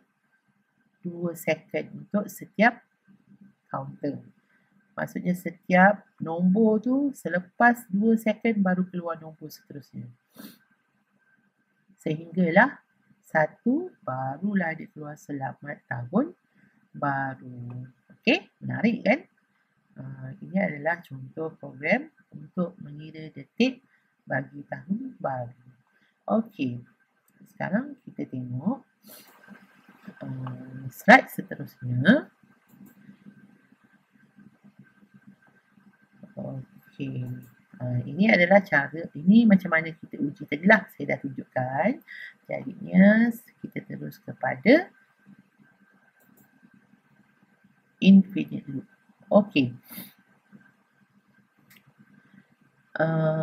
Untuk pengetahuan kamu, sekiranya dalam struktur kawalan ulangan, pada waktu tertentu akan berlaku gelung tidak terhingga ataupun infinite loop. Okey, kalau di antara programmer dia akan fahamlah infinite loop tu apa. Okey, sebenarnya apa sebenarnya infinite loop ataupun gelung tak terhingga ni? Okey, gelung tidak terhingga ni dia akan jadi keadaan gelung tidak terhingga jika keadaan tidak pernah menjadi palsu. Maksudnya syarat tu betul sahaja. Macam bila betul, dia akan laksanakan loop tu kan. So dia akan laksanakan sampai bila-bila lah, dia takkan stop. Okey. Dan ini akan menghasilkan gelung yang tidak pernah akan berakhir. Dan inilah yang kita panggil sebagai gelung tak terhingga. Okey, atau lebih dikenali sebagai infinite loop. Cuba kita tengok gambaran. Cuba kita tengok carta alir di sebelah ni. Kita tengok. Dia ada syarat yang benar dipenuhi. Dia laksanakan penyataan bagi syarat yang benar. Lepas tu dia masuk lagi gelung. Lepas tu dia tengok balik. Syarat dipenuhi ke tidak? Ya. Dia buat lagi. Sampai bila-bila lah. Infinite tu maksudnya tidak terkira dan tidak terhingga. Tu maksud infinite loop. Okey. Kita try tengok untuk contoh gelung tak terhingga bagi Python. Okey. So, contoh yang diberi dekat sini adalah while true print hello. Okey. Dekat sini ada dinyatakan bagaimana syarat untuk menjadi gelung yang tidak terhingga ataupun infinite loop. Okey, cuba tengok dekat situ. Apa syarat yang pertama? Okey, untuk syarat yang pertama,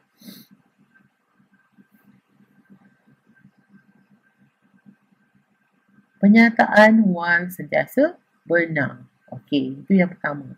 Yang kedua, menilai syarat dalam ungkapan boolean kepada nilai boolean.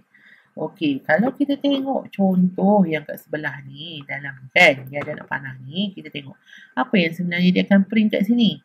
Okey, bila kita runkan program ni, dia akan printkan perkataan hello tu berulang kali dan tidak terhingga. Maksudnya tidak terkira. Bila kita okey, macam mana cara kita nak hentikan infinite loop ni? Okey, ada cara dia. So, kita boleh gunakan kekunci Ctrl C dan nanti dia akan keluarlah ralat keyboard interrupt akan dipaparkan seperti mana dalam contoh yang diberi ni. Okey. So, maksudnya dia akan print hello. Sampailah kita tekan Ctrl C, baru dia stop.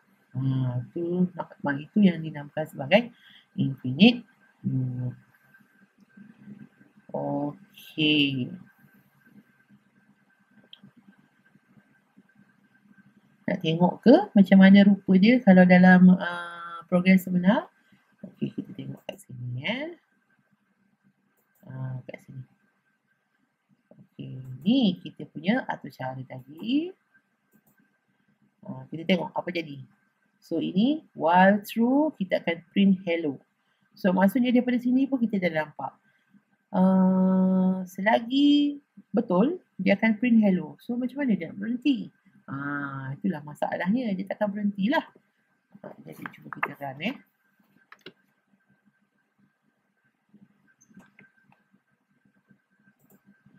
tengok apa jadi tu. Berapa banyak hello dia keluar tu. Dah tak terkira dah. Okey. So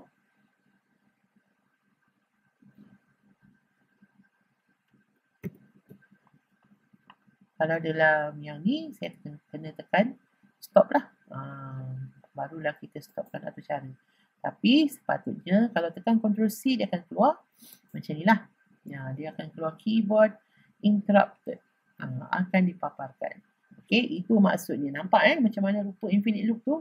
Dia akan print tak berhenti-henti. Okey, dia tak jumpa jalan penghujung, jalan keluar dia tak jumpa. Dekat situ je. Dia jumpa gelong je, tak keluar-keluar. Tu maksud infinite loop lah. Okey, satu lagi, bagusnya dalam gelong while ni kita ada pernyataan yang dipanggil sebagai break. Okey, apa sebenarnya pernyataan break ni? Pernah dengar ke? Okey, nanti kita lihat apa sebenarnya pernyataan break. Okey, saya lupa pula nak tukar. Sorry ya. Nampak ni. Kita nampak kan? Okey. So, ini adalah pernyataan break bagi gelong while. Kalau susah nak ingat, ingat je. Macam brake kereta tu kan. Tu fungsi dia samalah.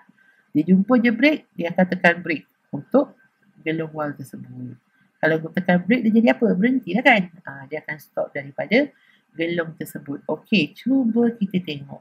Apa sebenarnya pernyataan brake ni? Okey. Dekat sini, dengan pernyataan brake, kita boleh hentikan gelong walaupun syarat yang ditetapkan dipenuhi. Okey, seperti contoh yang di sebelah ini, maksudnya apabila atur cara itu berlaku, proses akan terhenti apabila gelong I sama dengan 3. Maksudnya bila dia jumpa I sama dengan 3, dia akan stop. Okey, so kita tengok dekat sini macam mana sebenarnya atur cara dia ni. Okey, dekat sini dia declarekan I sama dengan 1. Okey, lepas tu dia buat selagi I lebih kecil daripada 6, dia akan printkan I tersebut. Okey, dan if I equal to 3, dia akan break. Dia tekan break lah.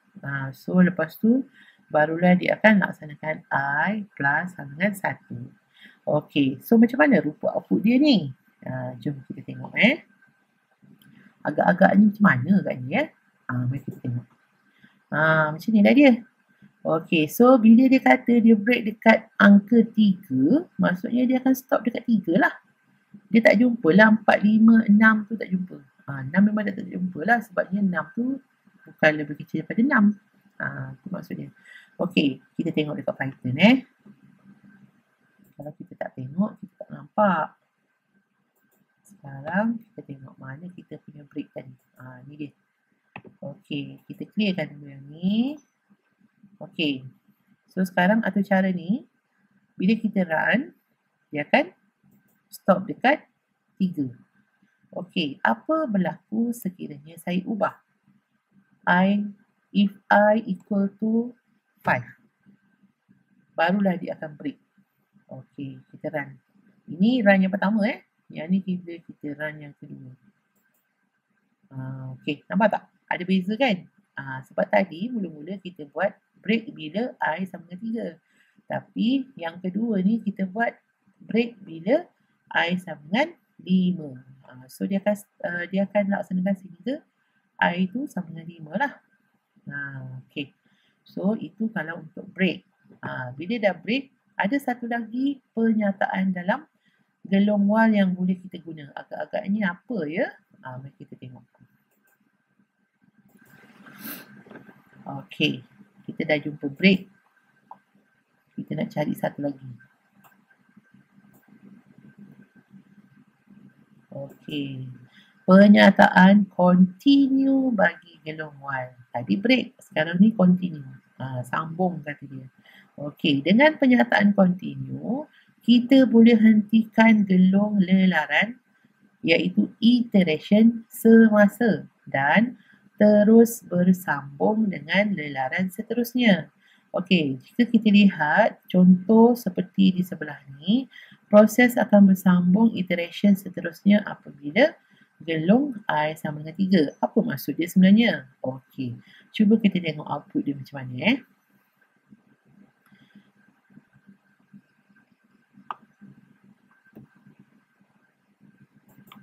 Okey, ini yang berlaku.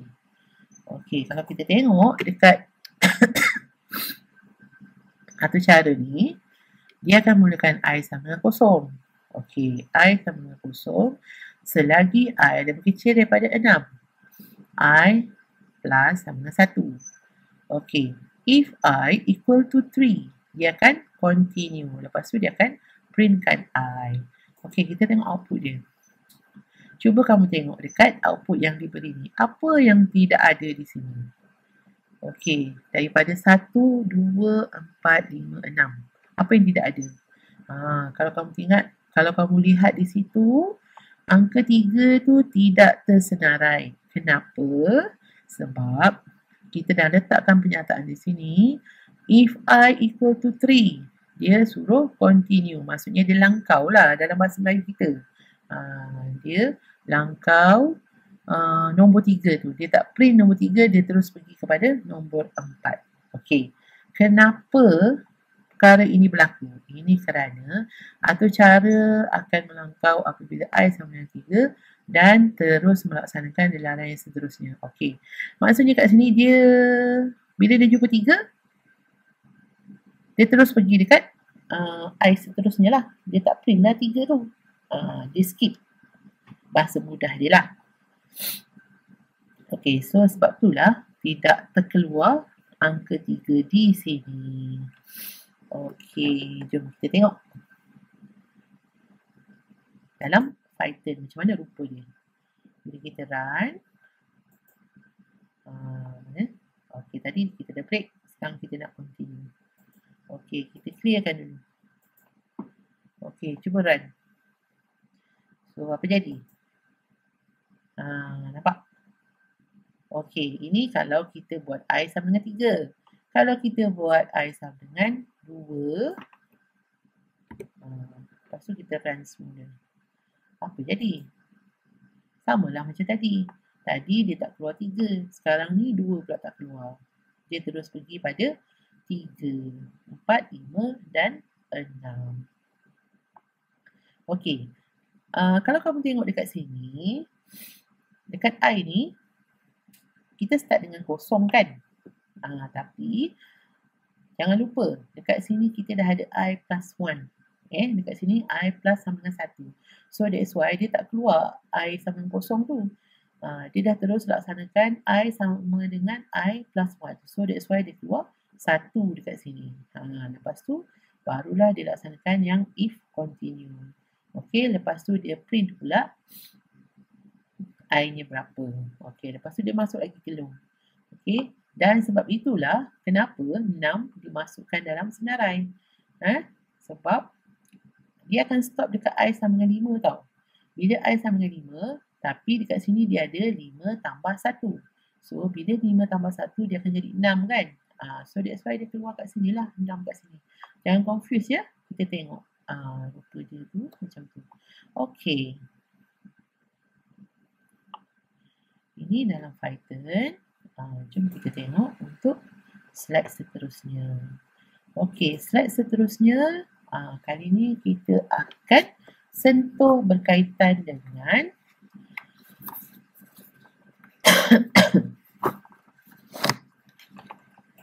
persamaan dan perbezaan untuk gelung for dan juga gelung while. Okey.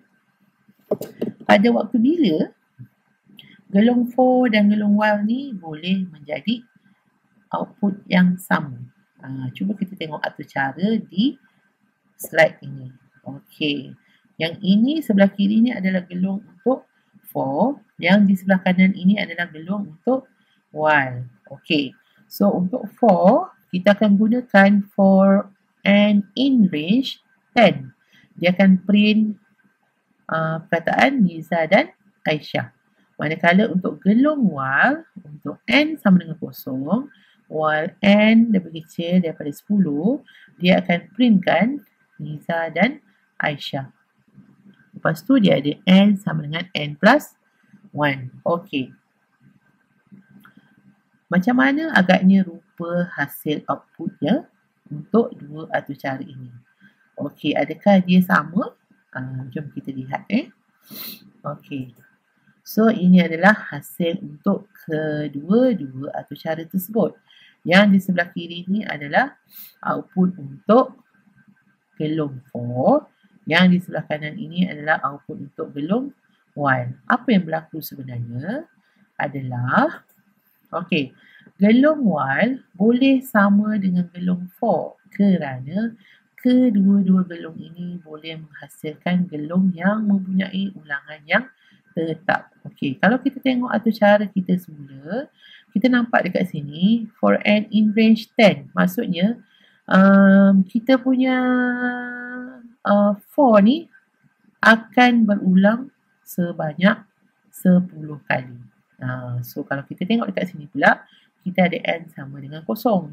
Dan dia ada syarat dekat sini, selagi n lebih kecil daripada 10, dia akan printkan Niza dan Aisyah. Okey. Kita tengok sekejap. Macam mana rupanya kalau dalam Python. Bila kita run betul-betul macam mana. Okey, sekarang kita tengok ini adalah for in range 10. Okey, kita clear dulu, lepas tu baru kita run. Tengok apa jadi. Dia akan keluar nama Niza dan Aisyah ni berapa kali? 1, 2, 3, 4, 5, 6, 7, 8, 9, 10. Kenapa 10? Sebab kita dah bagi tahu dah dekat sini. Kita nak in range 10. Okey. So, yang ini pula. Ini adalah loop untuk while. Okey. So, yang ini adalah loop untuk for. Bila kita run, dia akan keluar loop untuk while pula kat bawah tu. Kita run. Okey, pun sama. Dia akan keluar 10 kali gelong. So, dia akan keluar 10 kali nama Niza dan Aisyah tu lah. Okey, so maksudnya dekat sini tak mustahil lah untuk kita menghasilkan output yang sama, tetapi kita boleh menggunakan sama ada for ataupun gelong while. Okey, kita tengok yang seterusnya. Okey, macam mana pula kalau untuk perbezaan? Okey, so yang ini pula macam mana perbezaan gelong for dan gelong while? Okey, cuba lihat atur cara yang diberi. Adakah mereka adakah ia akan menghasilkan output yang sama? Okey, so untuk output yang gelong for ni tadi kita dah tengok dah. Dia akan keluar print Niza dan Aisyah sebanyak 10 kali. Okey, tetapi untuk gelong while di sini, yang di sebelah kanan ni, dia tulis kat situ apa? While true, pilih sama dengan input ada lagi Y atau T. Ya atau tidak lah. If pilih T, dia akan break. Break tadi apa? Break kena berhenti. Ingat kita tekan break tu maksudnya kena berhenti lah. Mana ada tekan break berjalan kan? Okey, so kita tengok contohnya. Kita tengok outputnya macam mana. Okey, untuk outputnya. Okey, dekat sini.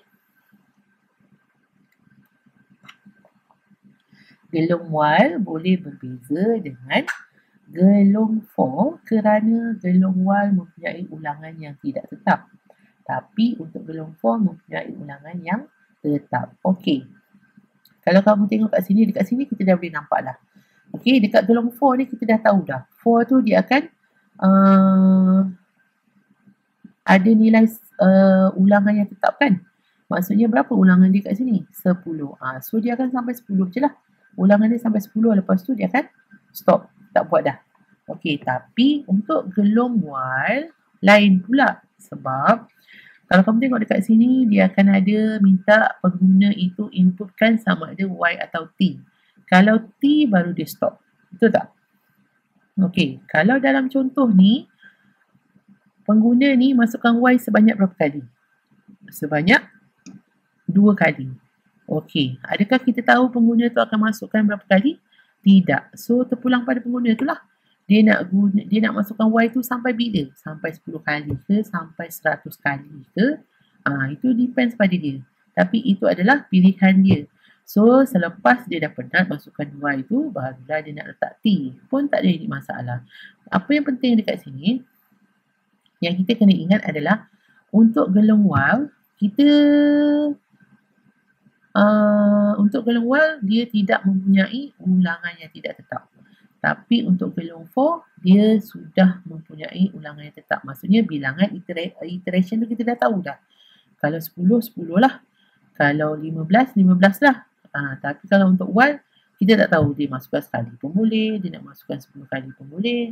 Itu maksudnya bezanya untuk gelung for dan gelung while. Okey. So, kita tengok sekejap apa yang berlaku sebenarnya kalau kita buka Python ni. Kita tengok. Nak bagi faham kan. Okey, ini contoh untuk ini untuk for. Yang ini untuk while yang kita minta user masukkan Y atau T tadi kita clearkan sekejap. Okey, bila kita run, dia minta apa? Ada lagi? Ya ke tidak? Kita tak tahulah apa lagi yang ada lagi tu. Tapi yang penting dia nak user masukkan Y ke T. Kalau saya masukkan Y, bila kita enter, dia akan terus masuk. Tanya lagi. Y lagi. Tanya lagi. Y lagi. Okey, tanya lagi. Y lagi. Saya nak masukkan Y. Tak kisah. Saya pun tak kira dah berapa kali dah. Okey, kalau kita tengok kat sini, saya punya Y ni berapa? 2, 4, 6, 7. Okey, so dah lepas dah masukkan Y tu, saya nak masukkan T pula. Apa berlaku? Oh, kenapa dia tak nak terima T tu? Sebab dia nak T kecil kan? Dia tak nak lah. Kita kena guna huruf T kecil. Baru dia stop. Dia tak faham tau. Enter Tadi T besar dia tak nak berhenti kan? Kita tengok T kecil. Tengok. Dia stop tak? Dia stop kan? So sorry So bila dia jumpa T kecil tu, barulah dia stop kan daripada program tersebut. Sebab dia dah jumpa break kan. Dia break, dia kena berhenti lah. Itu contoh untuk perbezaan untuk for dan juga while. Okay, so